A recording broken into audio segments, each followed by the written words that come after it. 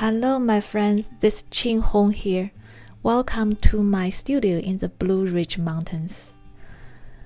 While back in January, we adopted a new puppy to the farm and family, and her name is Moolan. She is truly a blessing, and we love her so much.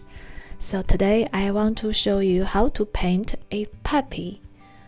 This video is going to show you the main steps of painting this puppy.